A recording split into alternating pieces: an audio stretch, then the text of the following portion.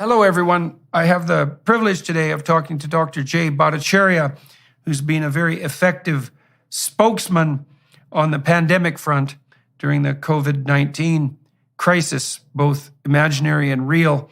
Dr. Bhattacharya has fought in the public domain to bring accurate information about the pandemic and the potential negative consequences of lockdowns and other COVID-19 interventions to widespread public attention. He is a professor and researcher specializing in the economics of healthcare. Bhattacharya received all four of his degrees, an MA, an MD, and a PhD in economics from Stanford University. He is currently the director of Stanford's Center for Demography and Economics of Health and Aging.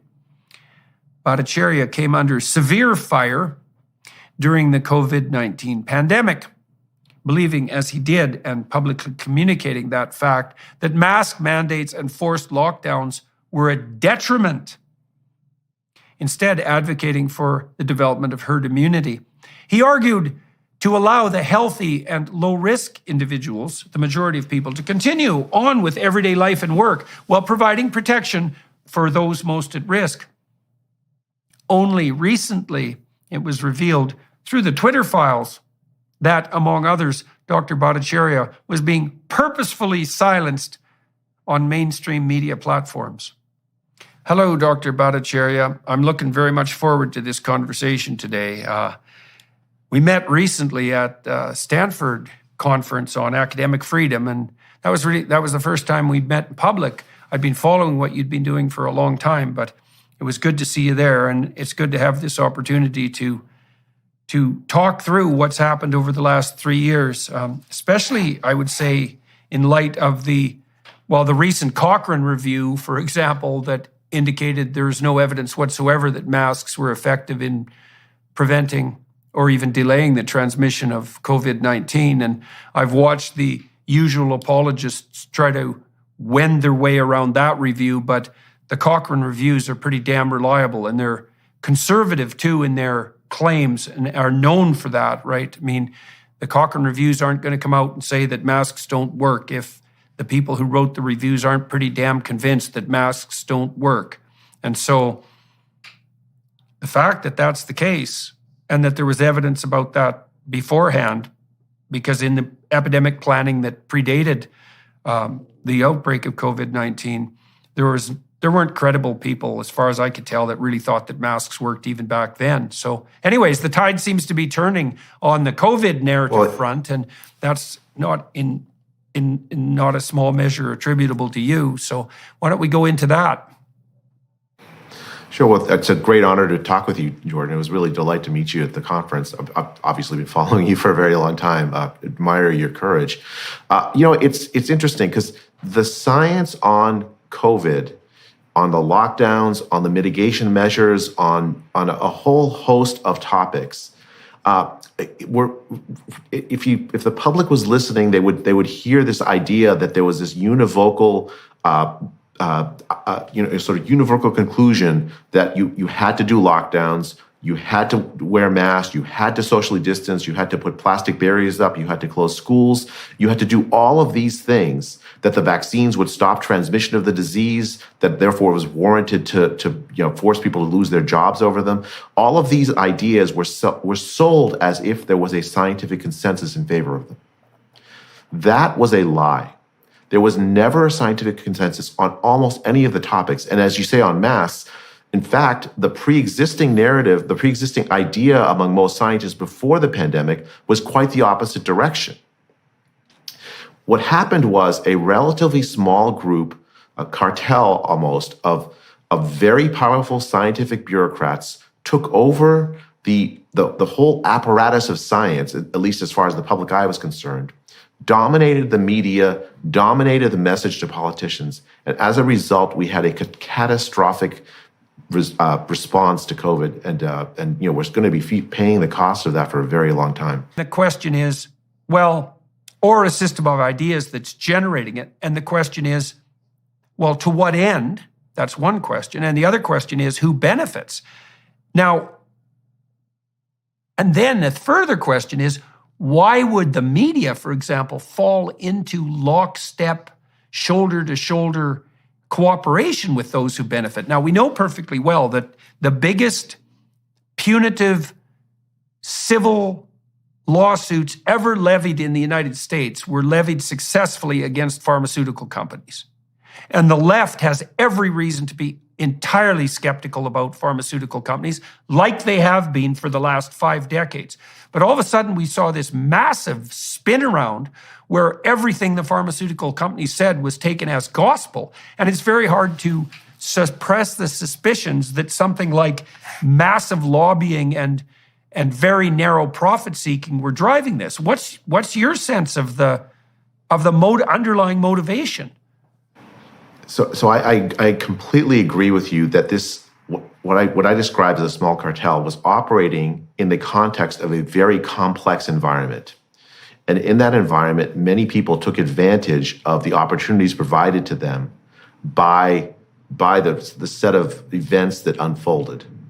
But let me defend the characterization of this as at least initiated. I personally blame public health. Public health authorities, the top public health authorities in the world and the top public health authorities in the United States and elsewhere, for the set of events that transpired in response. And let's name some names on that front. Yeah, so like in the United States, a primary architect of the lockdown strategy was Tony Fauci. Now, let me just describe why I think this wasn't. It's not a conspiracy in a sense that there's this like small group that has nefarious ideas. If you look at the decades before the pandemic happened, there was a concerted effort in the United States and elsewhere to prepare for the next pandemic. That preparation involved putting into actuality a whole range of powers that previously we would have said were not consistent with liberal democracy. Powers to close you into your home, to close your business, to close your schools. Powers to basically force you to test and isolate if you're found positive. A whole range of almost dictatorial powers that would have been previously unimaginable. And the idea was that we are biohazards to each other. And the whole goal is, if we can keep each other apart during a time of severe infectious disease threat, it will actually save lives. Mm-hmm. That was the premise of this, and that there was coming a new respiratory virus pandemic threat. Now that was certain to be true. Mm-hmm. We've had respiratory virus pandemics time after time, decade after decade. In the 20th century, we had respiratory virus pandemics. 1918, of course, now is the most famous, but we had them in 1957, 1968, 1976. You could just keep going on and on. Most recently, maybe 2009 and the swine flu pandemic. So there was this infrastructure set up, and this sort of ideology among the top scientific bureaucrats in this country and elsewhere that because a respiratory virus pandemic was coming, we needed better tools than we previously had to address it. And for them, the better tools meant essentially the dictatorial powers, the authoritarian powers that constitute a lockdown. Mm-hmm. And now when COVID arrived, and we can talk about what exactly how it arrived, but let's just take that as a given that it arrived. That entire infrastructure sort of powered into existence, and part of that infrastructure involves making sure that the people take the measures that are being proposed seriously, that the threat seriously. And the way they did that is by spreading panic and fear about the disease. In that environment, what happened was that a small group of people at the head, like Tony, let's just name names, Tony Fauci, he donned on himself the mantle of science itself, right? We're all looking for a guru. He took the name of science in vain. He actually did. I mean, he talks about it as if it's some sort of religious system. Mm-hmm. So he took, and what he did is he designed a set of policies, an ethos that said, if you do these things, then I will rescue you from the threat that is going all around you, that's in the air everywhere, where even your children are a biohazard to you, a threat to you. Mm-hmm. Yeah. And in that, so when that set of events unfolds, right, you have someone who essentially takes over what truth is in the minds of everybody. Then all these other actors could come in and start to say, you mentioned the pharmaceutical companies. They jumped in, I don't think they were in a nefarious plot. I think that they jumped in legitimately saying, okay, let's help figure out how to address this threat. Yeah. Now then they took advantage of the power they had in very abusive ways, but that's a later development rather than the driving force, I think. Mm-hmm. And so how do you understand the practicalities of the relationship between the top public health bureaucrats and the pharmaceutical companies? Because there's obviously moral hazard there. One of the things that struck me as really beyond comprehension in some fundamental sense is that the Biden White House, for example, is essentially is acting as a shill for Pfizer constantly. The Biden White House tweets out around Christmas, for example, this became particularly egregious, these constant reminders that if you loved your children, you'd go have them both vaccinated and boosted. And by that time, it was absolutely clear to me, and I'd be more than happy to be corrected on this front, that the evidence that vaccinating children was a good idea was not only lacking, the best evidence was counter evidence, is that children were basically at zero risk for serious consequences, serious side effects from COVID. And the vaccines, in all likelihood, posed a greater threat to them than did the virus. And so I couldn't understand at all why the White House would be supporting the marketing efforts of the pharmaceutical companies. Now, there are tens of billions of dollars at stake here, and there is a revolving door. And people who are listening and watching, my understanding is that there's something of a revolving door in Washington between powerful companies and the regulators who regulate them.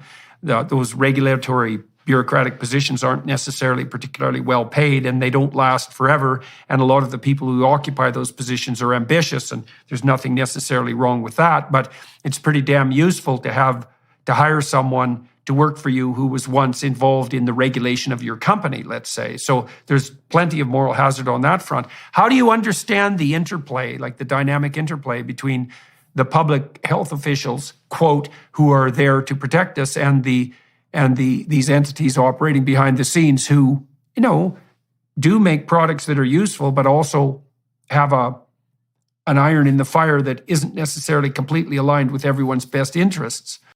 Yeah, so I think the idea is that in war, a lot is possible and ethically permitted that would not be permitted outside of war, right? So that the same kind of principle applies here. So what you have, for instance, is in the U.S., that a former head of the FDA was actually on the board of Pfizer.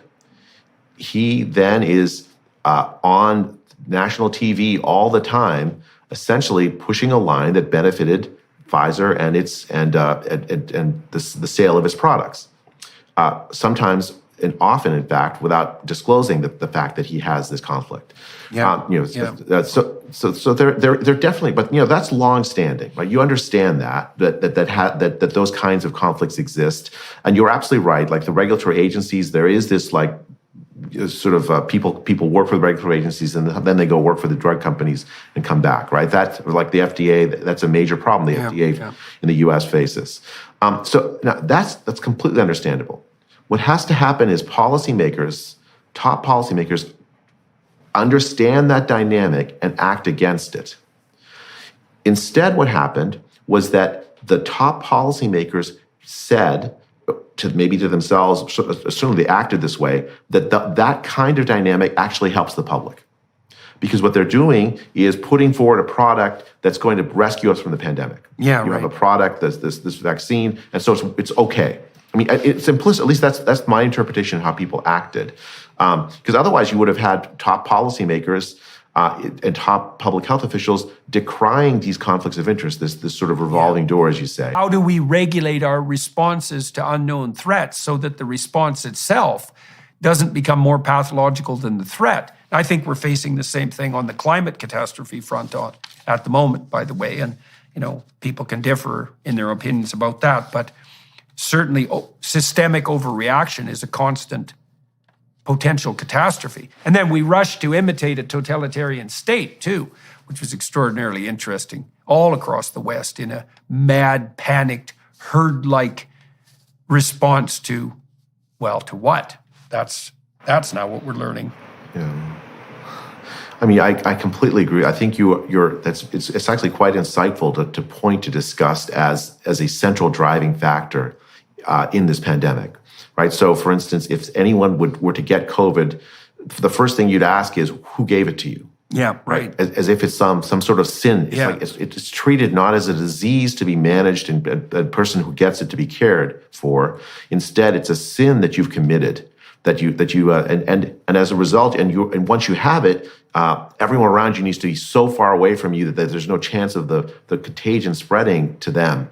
Now it is true there are diseases that are quite deadly, and you want to have quarantining. I mean, those are legitimate tools, but deployed at a society-wide level for extended periods of time essentially destroys the underpinnings of civil society. When we are in community with each other, we implicitly accept that there's some risk of your spreading some diseases to me.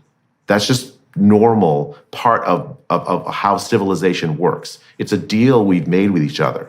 Civilization tempers the inclination that we humans have toward disgust and transforms it into something where it's much more constructive.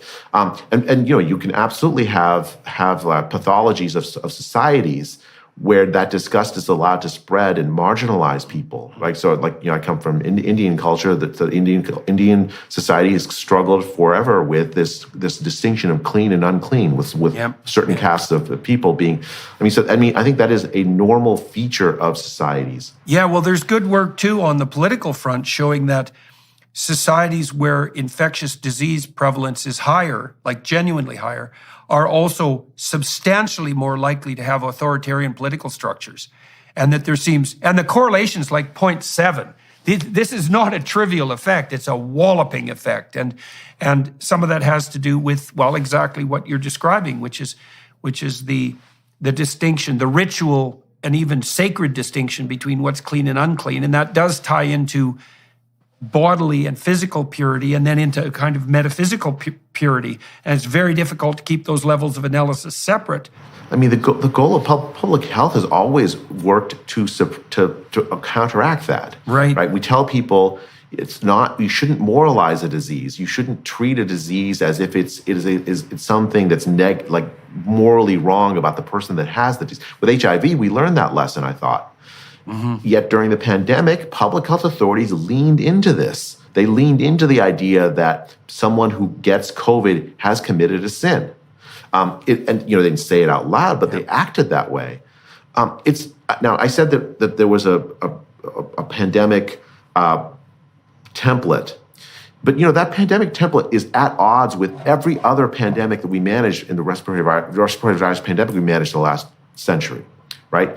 In that whole of the last century, what we did is we identified who was most at risk, developed therapeutics, vaccines, and other methods to try to protect those people as best we could while the pandemic was spreading, but minimized the fear in society at large, minimized the disruption to society at large, and the reasoning was so compelling. The idea is that if you disrupt society at large, you will do more harm to people than you would save them from the whatever marginal risk from the respiratory virus pandemic that's spreading. Right. Yeah. Well, that's basically conservative, so to speak, a classic conservative concern, right? Which is twofold. One is to stress the law of unintended consequences. This is something I really learned as a social scientist, and as a biological scientist for that matter. Don't be so sure that your stupid intervention will only do what you think it will do, only the good things. Don't even be sure that it won't be positively counterproductive. Be certain that it will produce unintended consequences, because it will. Now you said that we had a different strategy in place for pandemics in the past, and that this new strategy emerged. Emerged where and why did it dominate? I think in the West it emerged out of the war on terror. If you can go back to the anthrax threat from, I think it was 2001 or 2, and people reacted to that by saying we need a way to deal with biosecurity threats, a new way to deal with biosecurity threats that's much more serious, that takes the threat more seriously. There's a whole series of war games and sort of planning exercises around biosecurity threats. That's not normally what you think of how you deal with respiratory virus pandemics, right? You would normally deal with them the old way, which was focused protection of vulnerable people, development of therapeutics, making sure that people don't panic, right? So society can go on as best it can. I think that does. So when the pandemic hit in 2020 in the U.S. and in the world, what happened was that the World Health Organization organized in the early days of the pandemic a junket, if you will, to China. The Chinese authorities in January 2020 had declared finally a pandemic, had locked down their this major city, Wuhan, and the World Health Organization sent a junket that included, a deputy of Tony Fauci, prominent officials within, public health officials with the World Health Organization. They came back from that junket saying that what China had done had worked. Yeah. These authoritarian measures that China had taken, shutting people into their apartment, locking the door, essentially had worked. The disease was gone. Yeah. Lots of dim-witted Western intellectuals go to communist countries and conclude that it works. Yeah, we do have a long history of that, don't we? We certainly do. We certainly do. And anybody dim enough to go to China under the control of the CCP and assume that their top-down authoritarian policies are working really needs to think long and hard about how they view the long arc of history, let's say. I mean, your default presumption when dealing with the CCP is 100% of everything you see is a lie until proven otherwise. I mean, there's an email from Cliff Lane, who's a deputy of Tony Fauci. He comes back from this World Health Organization junket to China, and in the email he writes that we have what China did worked. In fact, we have a very difficult decision to make. It will take more than just the people in this room to make that decision. And he writes, what China did worked, albeit at great cost. Oh yeah, that pesky little what would you say, consequence. But you mentioned this classic social science study. The expertise of social scientists was denigrated early in the pandemic. The question was, are you an epidemiologist? Are you a virologist? Are you a infectious disease specialist? Yeah. And anyone else with any other expertise was not relevant to decision making. Only the science itself had a say. Right. Oh, and as you said, the science follow the science. It's like, well, okay, what do you mean here exactly? Because there's always a balance of risks if you're a sophisticated thinker. It's like, even if there's a pandemic, well, first of all, we better make sure that there is and that we know the scope, but there's 100 other considerations of risk that need to be simultaneously evaluated. And the way to protect yourself from that cognitive complexity, if you're a narcissistic leader and you want to forge the moral pathway forward, is just to demonize anybody who adds any complexity into the argument. So we saw plenty of that. Exactly what happened. Yeah. It's exactly what happened. And anyone who has the notion of the law of unintended consequences, of trade-offs, of risk management in their soul, or in their training at least, they were excluded from the conversation, right? So you could say, look, this is going to really hurt the economy. And then what the response you'd get was, well, you care more about money than lives. Yeah. And therefore you shouldn't do that. But the irony is that the economic harm from the lockdowns with 100% certainty killed more people and is still killing more people Oh, yeah. than the lives saved by the lockdowns, which I think are very few. Yeah, well, we're not done with that yet. We have no idea how many people the lockdown and the associated panic killed. That'll unfold over probably Decades. Yeah, well, especially when you factor in things like the decrement in educational attainment that emerged as a consequence of the suppression of schooling.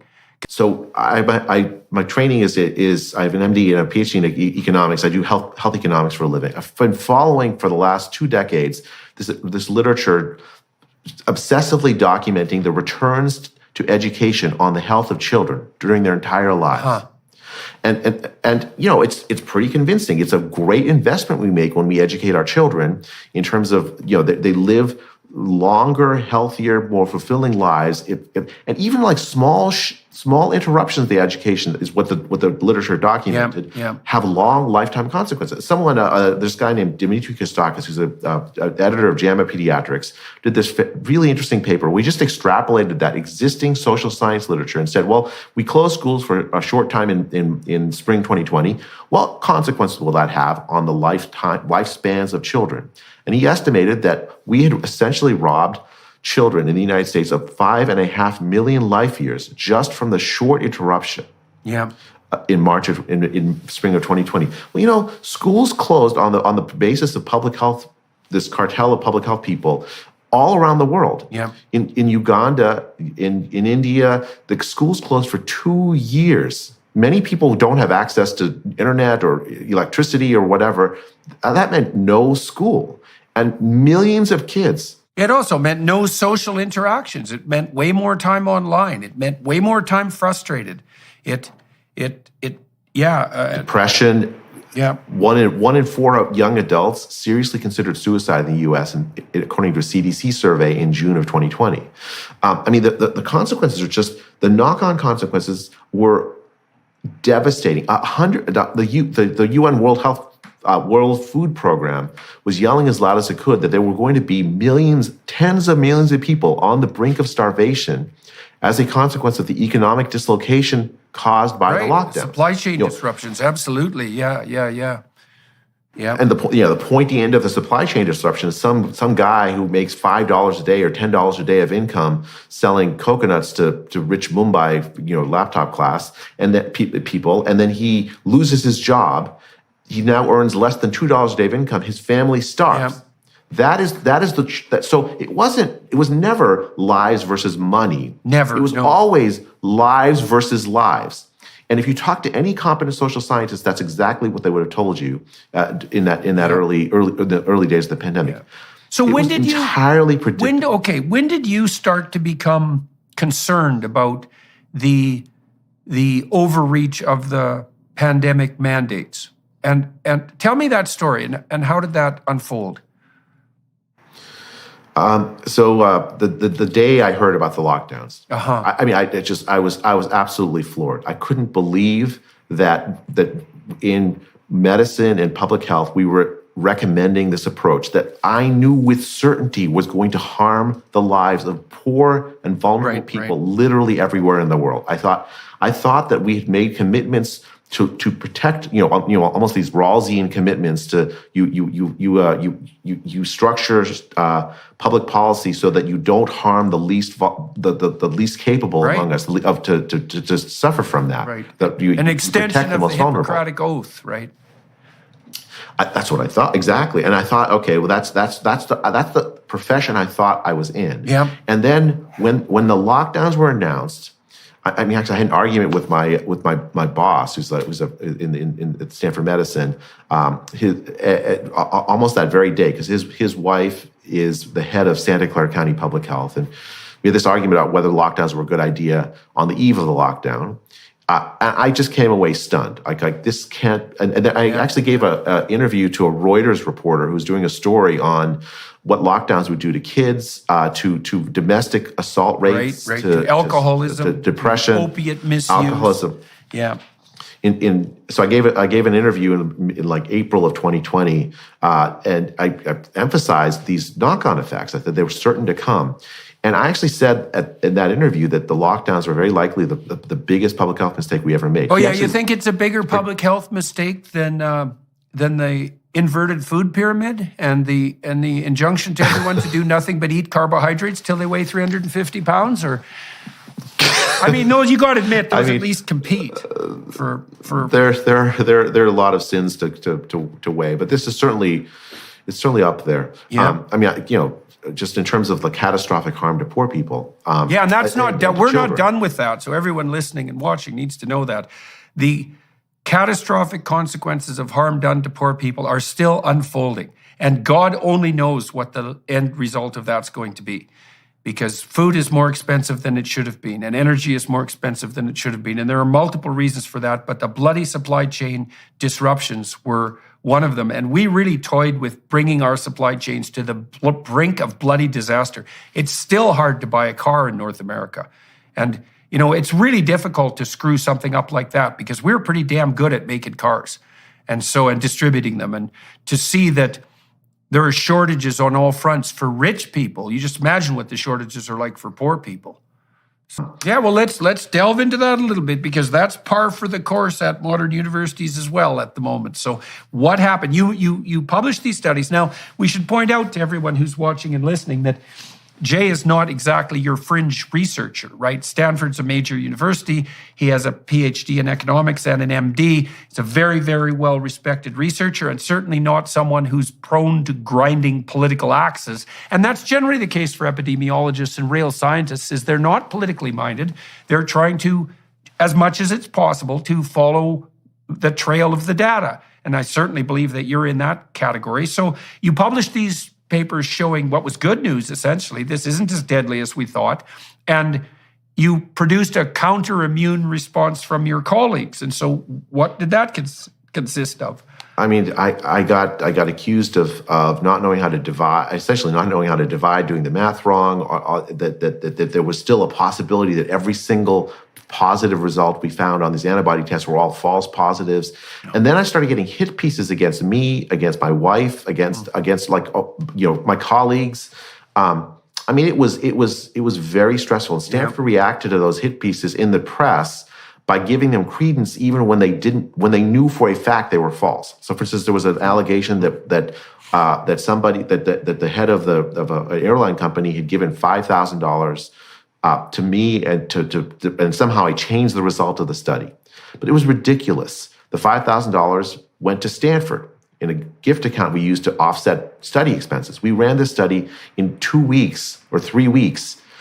We organized it and ran it. It was really quite a feat. Right. And we ran it for very inexpensively. I would never alter the result of a study based on what funders say. It's ridiculous. Well, what benefit would that be to you anyways? Like, if you're going to accuse someone of a crime, you should at least have a motive in mind. And if $5,000 is a pretty cheap price for your soul, by the way, Jay, and then like, what's in it for you exactly? What was the accusation? You were falsifying the data for what reason? Yeah, so Stanford, rather than just dismissing the allegations out of hand, they conducted. Well, first they started to call it an investigation, but then they realized they couldn't call it an investigation because it was so ridiculous. They called it a fact-finding mission. Oh, one of those. Yeah. And then, I spent that summer just incredibly stressed. Yeah, I bet. Like I'd never felt anxiety for. I'd never written an op-ed before. I just was a scientist, Jordan. I published papers for a living in peer-reviewed journals. I was really happy with that life. Yeah. But join the club, man. Yeah, I know.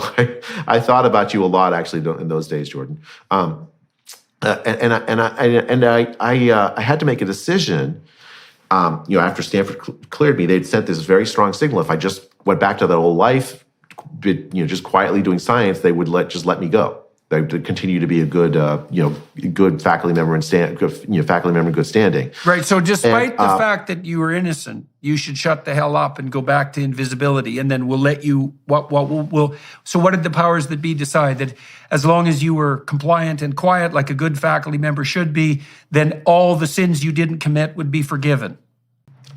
The summer had seen a decline in cases. There's some spread in like Arizona and the South and some countries, but the threat of March seemed to have subsided.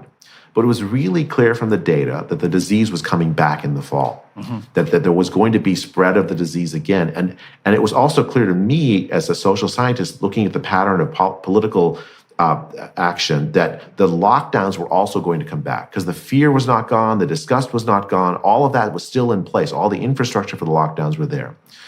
And so what we wrote this very short document, 1 page long, called the Great Barrington Declaration.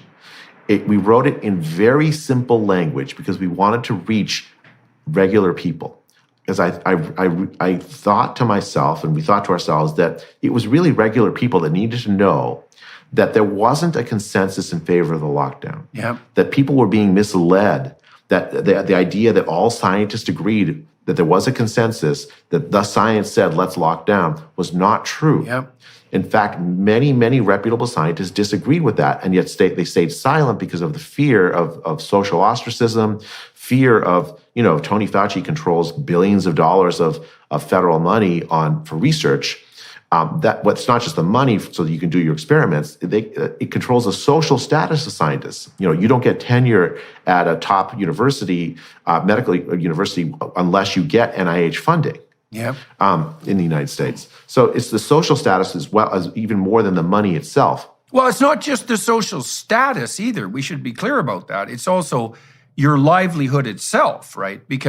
So it isn't merely the fact that you want to elevate yourself up the status hierarchy. It's that you want to keep your job. The level of propaganda was remarkable.